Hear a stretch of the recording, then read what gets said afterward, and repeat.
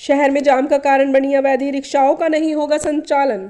Muzaffarnagar police अधीक्षक यातायात अतुल चौबे ने मीडिया के माध्यम से नगर वासियों अवैध रूप से संचालित ई रिक्शा चालकों को चेतावनी देते हुए कहा कि शहर में अवैध रूप से बिना रजिस्ट्रेशन के संचालित ई रिक्शाओं का संचालन नहीं होने दिया जाएगा। विदित हो कि शहर में जाम का कारण बनी ई रिक्शाओं को लेकर पुलिस प्रशासन द्वारा कई बार योजनाएं बनाई जा चुकी हैं, लेकिन धरातल पर आने से पहले ही योजनाएं खत्म हो जाती हैं। जबकि त्योहारों का सीजन है, बाजारों में भीड़ भी बढ़ने लगी है। ऐसे में यातायात पुलिस द्वारा यदि ई रिक्शाओं पर प्रभावी कार्यवाही होती है तो निश्चित ही जाम की समस्या से कुछ निजात मिलने की संभावना है।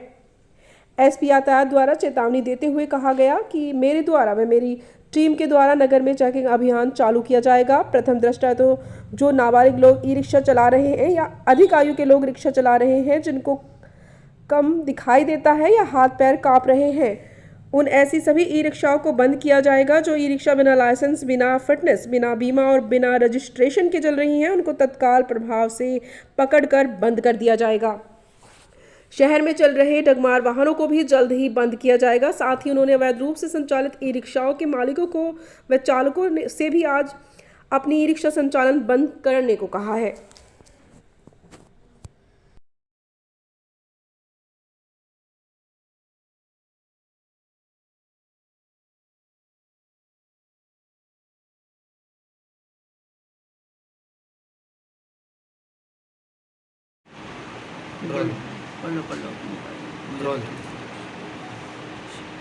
जी सर। आज शहर में चल रहे सभी ई रिक्शा चालकों से, उनके मालिकों से यह अनुरोध है कि जिन भी ई रिक्शा का रजिस्ट्रेशन नहीं है और जो बिना बीमा के, बिना लाइसेंस के चल रहे हैं, तत्काल प्रभाव से उनका परिचालन स्वतः रोक लें। आज के आज ही रोक लें। कल से मेरे द्वारा जो भी इस तरह के नियम विरुद्ध ई रिक्शा चल रहे हैं, उनके विरुद्ध प्रभावी एमबी एक्ट के तहत कार्रवाई की जाएगी। सर, कुछ ई रिक्शा 18 साल की उम्र से भी कम के लड़के चला रहे हैं। जी हाँ, इसके साथ साथ मेरा ये भी कहना है कि जो नाबालिग चला रहे हैं ई रिक्शा, और साथ ही बहुत ही बुजुर्ग लोग मैंने देखा ई रिक्शा चला रहे हैं, तो तत्काल प्रभाव से वो लोग जो है अपना ई रिक्शा का परिचालन स्वतः बंद कर लें, वरना प्रभावी एमबी एक्ट के नियमों के अनुसार कार्रवाई की जाएगी। सर, शहर के अंदर रिक्शाओं की भरमार है, क्या इनकी संख्या सीमित करने का भी कोई सुझाव है?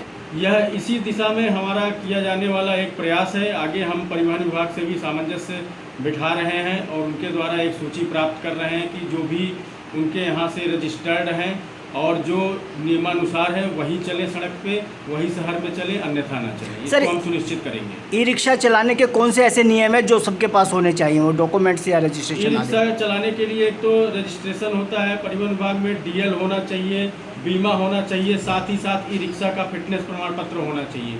अगर ये 4 चीज़ें नहीं हैं तो ई रिक्शा वह नहीं चल सकेगी।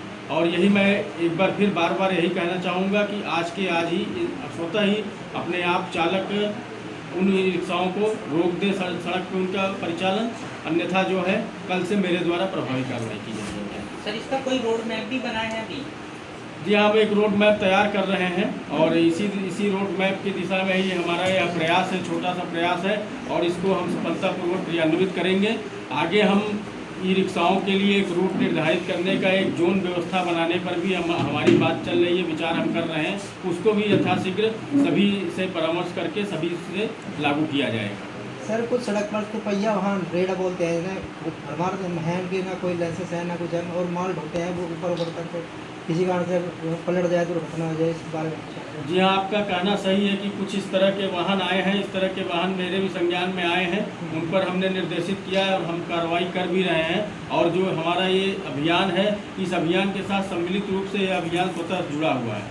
सर, डग्गरमार वाहन भी लगातार शहर में घूम रहे हैं, उन पर कुछ कार्रवाई नहीं हो रही है, क्या कहना चाहेंगे?